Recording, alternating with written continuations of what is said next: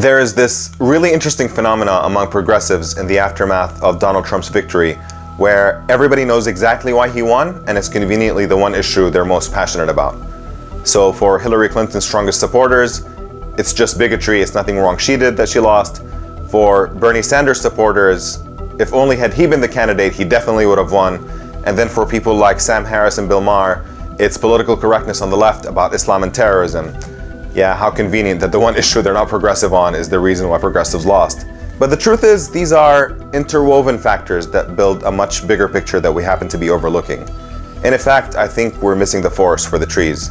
You can't just blame racism, because I know even from personal experience that many of Trump's supporters are perfectly decent people who just want what's best for this country. You can't just blame the Democratic Party's neglect of poor working class people, because we know that on average, Trump's supporters are actually better off economically than Clinton's supporters. And you can't just blame Clinton's foreign policy, because Obama got elected twice on a very similar set of policies.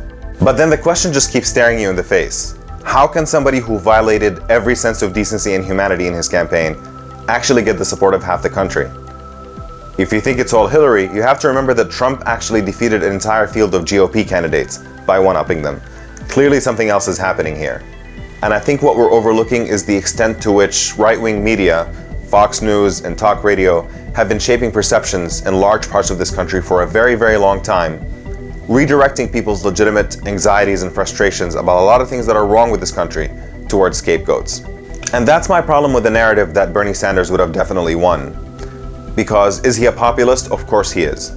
But for the people who have been subjected to this massive propaganda machine day in and day out for decades, telling them the reason they're economically struggling is because their taxes are too high, that they're not getting a raise at work because of Obamacare, that Black Lives Matter is about killing cops, that Muslims are trying to blow them up, and that Mexicans are stealing their jobs. Yeah, these people are anti-establishment, but Bernie Sanders is not going to be their populist. And we come down to the question of, well, what do we do now?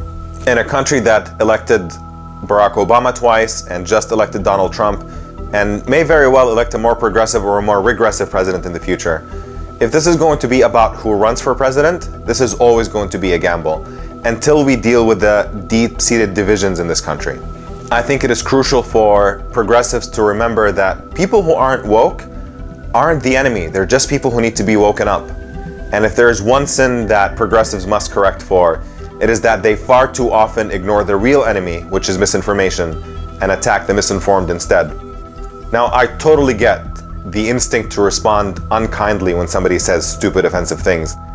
But attacking the misinformed will only make them more defensive and recalcitrant, while engaging them kindly could actually lead to a better outcome. Just as a random example, if a poor, struggling, working-class white person is bitterly dismissive of the idea that there is such a thing as white privilege, because they look at their life and how difficult it is, you can ridicule them for not getting what white privilege is, or you can explain to them kindly that it doesn't mean that a white person's life is easy all the time. And you can figure out which approach is more likely to lead to Trump-like backlash. This whole love thy neighbor, that's not a religious command to earn you points in the afterlife. That's the very foundation for building a healthy society here today that can be more immune to being hijacked by demagogues who try to divide us.